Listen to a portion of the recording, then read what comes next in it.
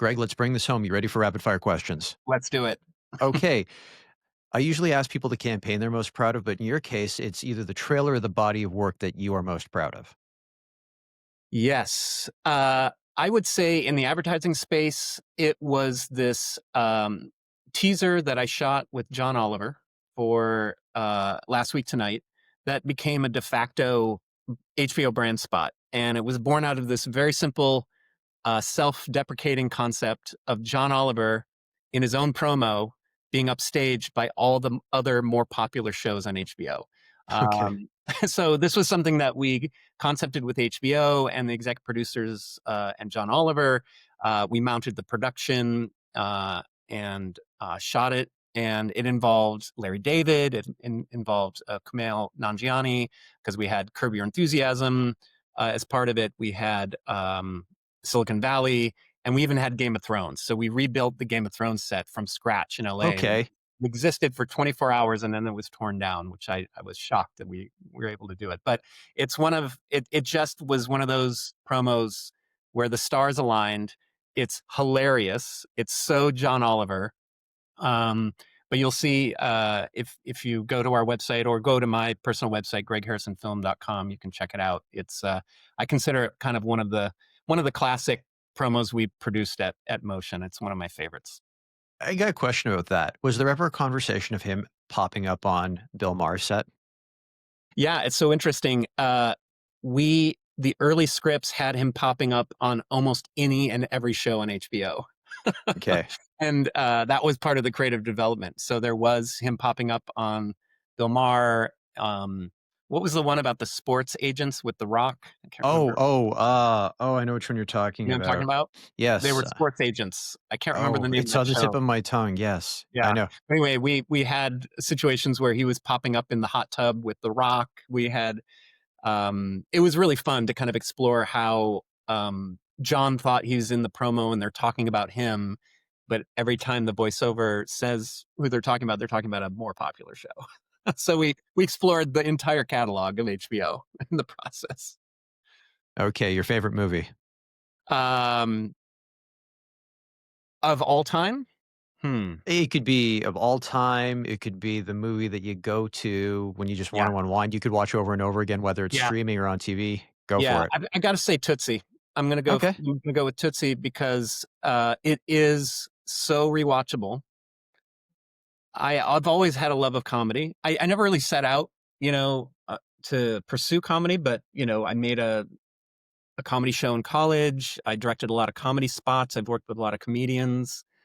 I think that movie is such a perfect combination of just an amazing Hollywood comedy that has a great story, a great arc, great themes. The performances are amazing. Bill Murray is like untouchable in that film.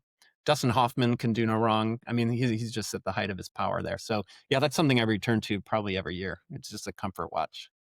It just popped into my head. The show we're referencing is Ballers. Ballers. That's what it was. Yes, Yes. exactly. It's the problem with that show is that Ballers usually it's usually equated with basketball, and this was a football show. So Yeah, that's that's where I was right. lost a little bit. Yeah, with David Washington. Okay. Yeah, So that's right. if Hollywood were to make a movie based on your life story, who would you want to play you? If someone's going to make a movie about my life, who would I want to play me? I'm going to say Albert Brooks because um, particularly Albert Brooks in his prime of 70s and 80s movies. I just rewatched Broadcast News. He's just such I love his intelligence and heart and his dry wit. And he's a filmmaker in his own right. And he's often put upon and misunderstood. I just yeah, I'm gonna go with Albert. He also voiced Hank Scorpio on The Simpsons, which was one of my favorite one and done characters. Totally, he's amazing.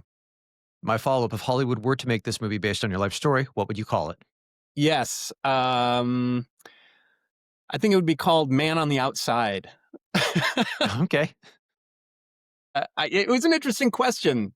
To again, no one's really ever asked me that, but I will say there's been a theme of for whatever success I've had. On one hand, you could say I bootstrapped myself, and I've always figured it out and been entrepreneurial, and I've gathered a team around me. But I think in the process too, I've always felt a little bit on the outside of the system or the process, and I've never really been a great rule follower or a regular part of a club that will have me. So there's always there's it I think it the man on the outside. That's a title that kind of makes speaks to that some of that tension that I've sensed in my career arc. Kind of a light reference to what we said earlier with, Felicity Jones's character. It's a rebellion, so I rebel. Yeah, There we go. that's right. Alright. Uh, Yes. your favorite book? Um, I have a lot, but I return regularly to the 10th of December, collection of short stories by George Saunders. I think I not only love that book because I think again he's like a master of the short story, but his voice that he found, his personal voice, I really resonate with. He's satirical and deeply humanistic. He tells these outlandish, sometimes almost like surreal stories, but they have like this incredible moral center. Um, but they're also wildly funny. Um, yeah, and I've also been really inspired by his process of finding his voice. You know, he worked really hard, as so many people do, to imitate things he loved, but he didn't really become George Saunders until he started writing in a way. I think he said something like, "I started writing when it didn't feel like writing. I found my voice," and I just thought that was a very instructive um, piece of advice. Your favorite song? My favorite song. I mean, I these are so hard. Like favorite song, favorite movies. Like what what time of day, what mood am I in? Like there's a ton. But if I will say that Laura Mavula as an artist, um, she has a lot of songs I love, but she has this song. Is there anybody out there? And it's just so beautiful. There's this arrangement she does on one of her albums that's just this beautiful cinematic orchestral arrangement around her solo voice. Um, and it's kind of this plea to call to others. Is there anybody out there? And it's really kind of I think a song about seeking understanding from others. And so maybe that connects to the man on the outside. I don't know. That's something from my therapist, perhaps. Okay. The best advice you've ever received? um, there's two.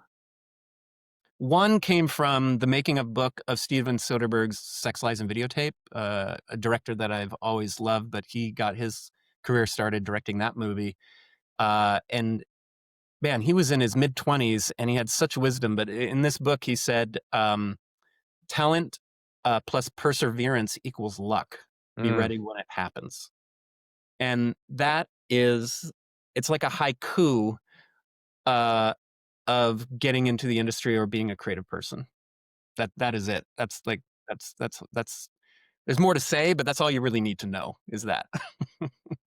If you could go back in time and give your younger self advice, what would you say? Hmm. I think I would encourage myself to not be too as concerned about what other people think. I think, you know, and that's probably true of any creative person getting started, but particularly me coming from the Midwest and going to LA, I just had a imposter syndrome, insecurity around like, what am I doing trying to do this? I feel like a lot of it would have been more fun in the early days if I was less fearful. So maybe I'd give myself that piece of advice. My signature closing question: if you weren't in media and marketing, what would you be doing and why? If I was not doing what I was doing, I think I would love to play music and own a farm. And maybe that's a vision of my retirement. I'm trying to convince my wife. She's a city girl, but as I get older, I could be around a fire with a guitar and be on a piece of land. I think with a few animals.